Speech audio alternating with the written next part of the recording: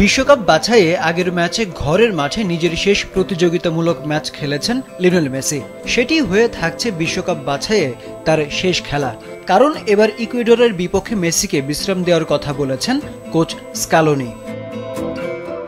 অথচ এক মাস আগে মেসির শেষ বিশ্বকাপ বাছাই ম্যাচ ভেবে রীতিমতো টিকিট বুথের সামনে কয়েকদিন আগে থেকে তাঁবু খাটিয়ে অপেক্ষা করে টিকিট কেটেছিল সমর্থকরা। কিন্তু এই ম্যাচ খেলতে ইকুয়েডর যাননি মেসি, তিনি চলে এসেছেন মায়ামিতে। ওয়ালটন এখন দেশের সীমানা পেরিয়ে পৌঁছে গিয়েছে 50টিরও বেশি দেশে। ওয়ালটন, ঘরে ঘরে বিশ্বজুড়ে।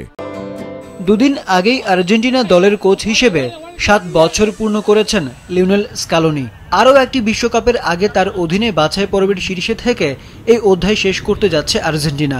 শেষ ম্যাচে ইকুয়েডরের বিপক্ষে তাই বেশ নির্ভর চ্যাম্পিয়নরা।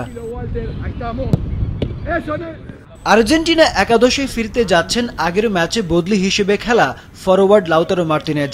নিষেধাজ্ঞা থাকায় এই ম্যাচে খেলতে পারবেন না ক্রিশ্চিয়ান রোমেরো। শতভাগ ফিট না থাকায় অনিশ্চিত মিডফিল্ডার ম্যাক অ্যালিস্টারও।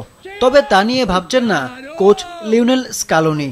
যারা খেলার সুযোগ পায়নি তাদের বাজিয়ে দেখতে চান আর্জেন্টাইন কোচ। ইকুয়েডরের বিপক্ষে অতীত অভিজ্ঞতা বেশ ভালো আলবিসেলেস্তেদের। দুদলের সবশেষ 5 বারের দেখায় 3টিতেই জিতেছে আর্জেন্টিনা, বাকি 2টি ম্যাচ ড্র হয়েছে। আর্জেন্টিনা 38 পয়েন্ট নিয়ে টেবিলের শীর্ষে, ব্রাজিল 28 পয়েন্ট নিয়ে 2-এ আছে। তারাও খেলতে যাচ্ছে বাছাই পর্বের শেষ ম্যাচ। বিশ্বকাপ নিশ্চিত হলেও বলিভিয়ার বিপক্ষে ম্যাচটিকে গুরুত্ব সহকারে নিচ্ছেন কোচ কার্লো আনচেলোত্তি।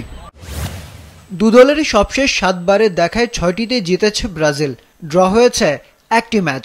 অতীত পরিসংখ্যান বলছে বলিভিয়ার বিপক্ষে দাপুটে ফুটবল উপহার দিতে যাচ্ছে 5 বারের চ্যাম্পিয়নরা।